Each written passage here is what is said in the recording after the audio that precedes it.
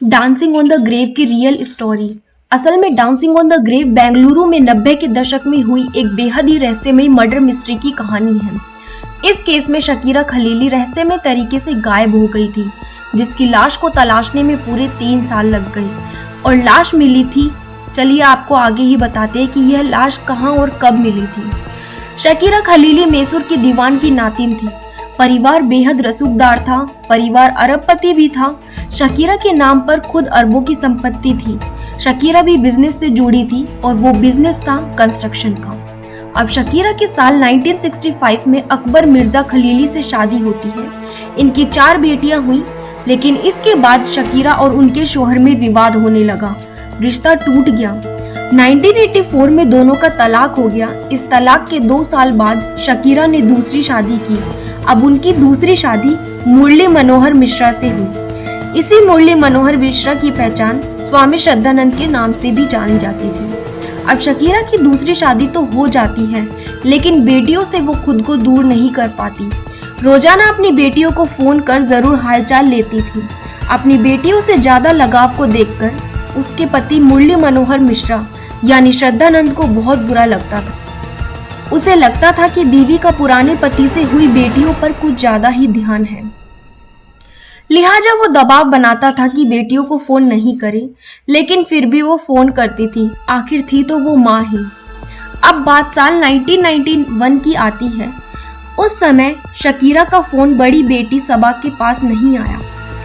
जब इतने दिनों से फोन नहीं आया और माँ से बात नहीं हुई, तो शकीरा को अपनी माँ की चिंता सताने लगती है। आखिरकार उसे शक होता है। सबसे ज्यादा शक मुरली मनोहर मिश्रा पर ही हुआ। कई दिन बीत जाने के बाद पुलिस में शिकायत की। बीवी बिना बताए कहीं चली गई या वो कहीं गई होगी, इससे ज्यादा मुझे कुछ नहीं पता और इससे ज्यादा मैं कुछ नहीं जानता। इस तरह के तमाम बहाने बनाए गए, लेकिन कभी उसने उसके बारे में सही जानकारी नहीं दी।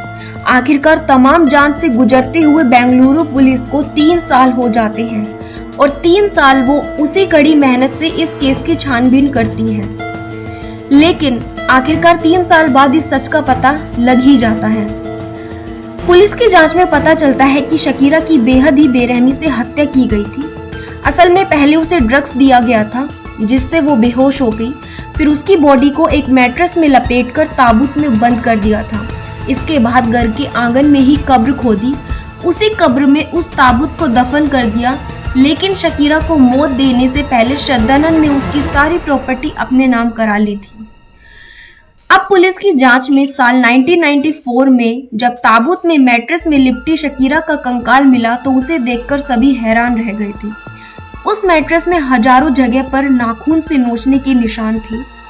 यानी ये पता चलता है कि शकीरा जब बेहोश हुई थी, उसको मैट्रेस में लपेटा गया था, तब वो जिंदा थी। ताबूत में डालकर कब्र में दफना दिया गया, तब भी वो जिंदा थी। जब उसे होश आया होगा तो वो खुद को बचाने के लिए उसने नाखून से नोचना शुरू किया होगा, लेकिन उसे मौत का ही सामना करना पड़ा। कोर्ट ने इसे रेयर ऑफ रेयरेस्ट केस माना था। श्रद्धानंद को फांसी की सजा सुनाई गई, लेकिन फांसी की सजा को सुप्रीम कोर्ट ने साल 2008 में कम करके आजीवन कारावास में बदल दिया था। अभी भी वो कातिल जेल में है। आपको बता दें क्यों इस केस को डांसिंग ऑन द ग्रेव के नाम से जाना जाता है। दरअसल शकीरा खलीली मर्डर केस को आखिरकार डांसिंग ऑन द ग्रेव नाम दिया गया। असल में जिस घर के आंगन में कब्र खोदकर शकीरा को दफनाया गया था, उसी में कुछ दिनों बाद ही श्रद्धानंद ने पार्टी की थी। उसी कब्र के ऊपर लोगों ने डांस करते हुए पार्टी की थी, लेकिन इसीलिए इस केस को डांसिंग ऑन द ग्रेव नाम दिया गया। So do let me know in the comment section कि आपको ये स्टोरी कैसी लगी। साथ ही साथ चैनल को लाइक और शेयर सब्सक्राइब करना ना भूलें। थैंक